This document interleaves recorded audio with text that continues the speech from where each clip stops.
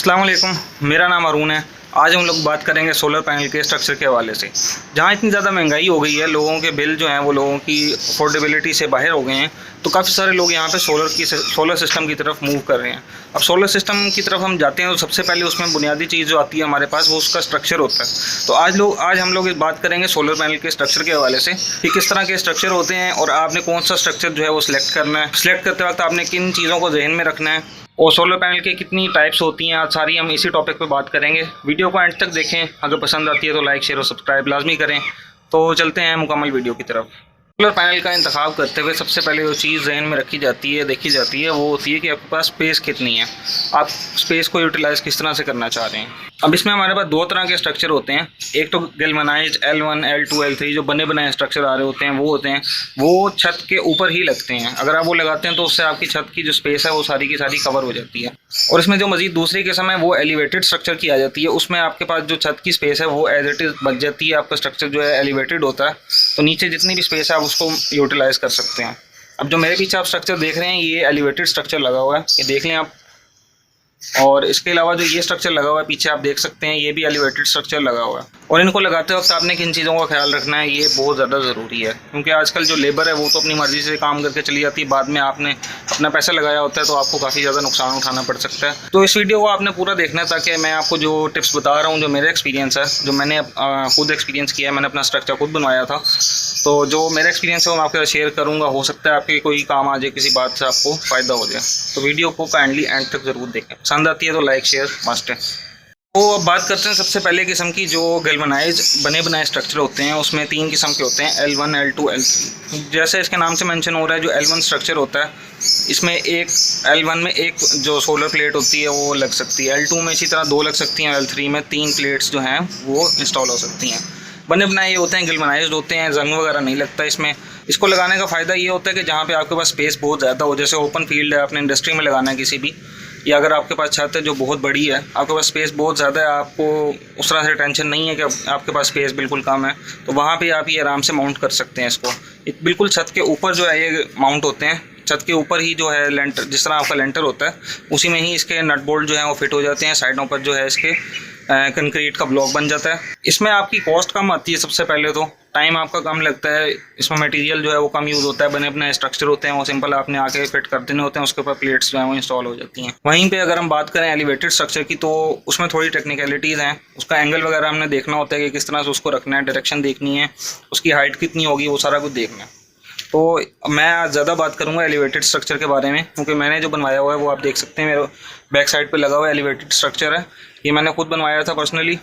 तो इसको मज़ीद जो है वो देखते हैं कि मैंने किस तरह से बनवाया है, मेरा क्या एक्सपीरियंस रहा है। मैं अपना एक्सपीरियंस आप लोगों के साथ शेयर करूँगा। हो सकता है इसमें कोई आप इख्तलाफ कर सकें, तो लेकिन जो मेरा अपना ज़ाती एक्सपीरियंस है, जो मैंने खुद अपना एक्सपीरियंस किया है, वही मैं आपके साथ शेयर करूँगा। तो बात करते हैं यहाँ पे जो मैंने एलिवेटेड स्ट्रक्चर लगाया है उसके बारे में। अब देखें, मेरे पास छत पे स्पेस कम थी। जितनी स्पेस है छत पे, अगर मैं यहाँ पे सारे पे सोलर पैनल लगा लूँ, ये तकरीबन स्पेस है 16 फुट बाय 26 फुट। यहाँ मैंने 12 पैनल इंस्टॉल करने थे। अगर मैं यहाँ पे L2 फ्रेम लगाता हूँ तो मेरी पूरी छत कवर हो जाती है, मेरे पास चलने की भी यहाँ जगह नहीं बचेगी। इसलिए मुझे मजबूरन उस जो साथ वाला घर है उसकी हाइट भी मेरे घर से ज़्यादा हाइट है, तो शाम को जैसे ही यानी कि 2 बजे के बाद छाँव आना शुरू हो जाती है, तो वो भी एक मसला था। इसकी वजह से मुझे एलिवेटेड स्ट्रक्चर का इंतखाब करना पड़ा। अब जो इसकी बड़ी वाली साइड है उसकी हाइट तकरीबन 15 फुट है, जो छोटी साइड है ये आप देख सकते हैं, इसकी हाइट जो है ये 12 फुट है। इनके दरमियान डिस्टेंस मैंने खुद जो है वो कैलकुलेट किया है, और इसका एंगल भी मैंने खुद कैलकुलेट किया। अगर आप लोग कहते हैं तो इसका एंगल कैसे कैलकुलेट करना है, काफ़ी सिंपल तरीका है, काफ़ी लोगों को पता भी होगा इस बारे में। तो जिन लोगों को नहीं पता, अगर वो जानना चाहते हैं तो मुझे कमेंट सेक्शन में बता सकते हैं, मैं उसके लिए अलग से एक वीडियो बना लूँगा कि सोलर पैनल का सोलर स्ट्रक्चर जो है उसका जो एंगल है वो कितना होना चाहिए और उसको कैलकुलेट कैसे करते हैं, अगर आप खुद बनाना चाह रहे हैं तो। अब यहाँ जो मेरा स्ट्रक्चर है वो आप देख सकते हैं कि ये एच बीम का बना हुआ है। इसको एच बीम कह लें, गार्डर कह लें, कुछ लोग आई बीम भी इसको कहते हैं। तो ये गार्डर का स्ट्रक्चर बना हुआ है, ठीक है। ऊपर इसके आप यहाँ पे देख सकते हैं कि ये सपोर्ट लगी हुई है। ये वाला जो गार्डर है ये 15 फुट हाइट का है, जो ये वाला है ये 12 फुट हाइट का है। इनका एंगल मैंने तकरीबन 15 डिग्री रखा है। अब एंगल पे भी मुख्तलिफ बहस होती हैं, कुछ लोग कहते हैं 15 डिग्री से 18 डिग्री तक हो, कुछ कहते हैं 10 से 12 डिग्री तक हो, कुछ लोग इसको 20 डिग्री तक भी ले जाते हैं, कुछ लोग कहते हैं कि 25 डिग्री तक होना चाहिए। अब मेरी लोकेशन मुल्तान की है, अब आप सूरज को देख लें, बिल्कुल एग्जैक्ट जो है इसके ऊपर है। तो यहाँ पर जो स्ट्रक्चर है वो एस बीम का है, साथ उसके ऊपर सी चैनल लगे हुए हैं। सी चैनल के ऊपर जो है 1.5x2 के पाइप्स लगे हुए हैं। पाइप के ऊपर जो है सोलर पैनल इंस्टॉल हुए हैं। अब इसकी हाइट जो है वो मैंने आपको बता दी 15 और 12 फुट है। जो इसका डिस्टेंस दोनों गार्डर्स का आपस में दरमियान में है वो तकरीबन 16 फुट का है। अब 2 पैनल इंस्टॉल करने थे तो मैंने सबसे पहले इनकी जो पैनल की लेंथ होती है, विड्थ होती है, वो कैलकुलेट की। उनके दरमियान जो गैप रखा हुआ है, देखें पैनल टू पैनल स्पेस है बिल्कुल बराबर की, तकरीबन 3-3 इंच की स्पेस है पैनल टू पैनल। कुछ लोग होते हैं वो पैनल टू पैनल स्पेस नहीं रखते, तो ये रखना बहुत ज़रूरी होता है हवा की क्रॉसिंग के लिए। स्टैंडर्ड जो तरीका है वो यही है कि 3 इंच की या कम से कम जो है 1.5 इंच की पैनल टू पैनल स्पेसिंग जो है वो आपकी होनी चाहिए। अब मज़ीद इस स्ट्रक्चर की बात करें तो देखें इसमें एस बीम लगा हुआ है, साथ सपोर्ट जो है वो दीवारों में हमने दी हुई है। अच्छा, मेरे पास यहाँ दीवार जो थी वो करीब थी तो इसलिए मैंने दीवार के साथ सपोर्ट दे दी है, लेकिन कहीं कहीं पे इस तरह से होता है कि साइड में आपके दीवार नहीं है, ठीक है। तो आपने वहाँ पे क्या करना है कि जिस तरह ये 2 गार्डर लगे हुए हैं, इनका आपस में आपने यहाँ से एक जॉइंट लेके इधर करना है और इधर से इधर, दोनों को आपस में जॉइंट कर देना। उससे स्ट्रक्चर की मजबूती काफ़ी ज़्यादा हो जाती है। अब इसकी बेस की अगर हम बात करें तो आप ये देख सकते हैं कि इसकी बेस में गार्डर के नीचे एक प्लेट लगाई गई थी, ठीक है, स्टील की। उसको उसमें सुराख करके हमने रावल बोल्ट जो हैं वो लेंटर के अंदर सुराख किए ड्रिल से। लेंटर के अंदर रावल बोल्ट, जो आपकी स्लैब होती है कंक्रीट की या लेंटर होता है, उसके अंदर आपने रावल बोल्ट जो है वो फिट करके प्लेट को टाइट कर देना है। उसके ऊपर जो है गार्डर वेल्ड हुए हैं, ठीक है। गार्डर वेल्ड होने के बाद इसके ऊपर कंक्रीट का ब्लॉक बनाया गया है। अभी जितनी इसकी हाइट ज़्यादा होती जाएगी उतना ही ज़्यादा आपको बड़ी उसकी बेस बनानी पड़ेगी, उतनी मजबूत बनानी पड़ेगी। ये मेरे पास तकरीबन 1 फुट जो है इसकी हाइट है, वो 2 फुट जो है इसकी विड्थ है। ये 1 फुट हाइट जो है वो आपको ऊपर नज़र आ रही है, 6 से 8 इंच ये नीचे भी है इसका कंक्रीट, तो यानी कि तकरीबन 1.25 फुट इसकी हाइट हो गई और 2 फुट जो है इसकी विड्थ हो गई। यहाँ पर मैं आपको कुछ तस्वीरें शेयर कर दूंगा जो काम करवाते वक्त मैंने बनाई थी, वो आप देख सकते हैं किस तरीके से इसको काम किया गया है। साथ ही साथ ये देखें दीवार में सपोर्ट दी गई है, यहाँ पर भी, यहाँ पर देख लें तो इसको इस दीवार के साथ सपोर्ट दी हुई है, इधर भी इसी तरह ही है, सपोर्ट दीवार के साथ सारी दी हुई हैं, ठीक है। ऊपर भी एक सपोर्ट आ गई। ये सपोर्ट्स जो हैं बहुत लाजमी होती हैं। सबसे पहले गार्डर है, ठीक है, उसके ऊपर सी चैनल लगा हुआ है, इसके ऊपर मज़ीद पाइप लगाए हैं मैंने।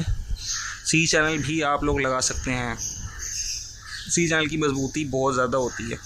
इसको जब वर्टिकल शेप में रखते हैं ये बेंड भी नहीं होता और काफ़ी मजबूत रहता है। स्ट्रक्चर बनाते साथ ही आपने सबसे पहला काम ये करना है कि इसको पेंट कर लेना है, अगर आपने इसकी लॉन्ग लाइफ रखनी है तो।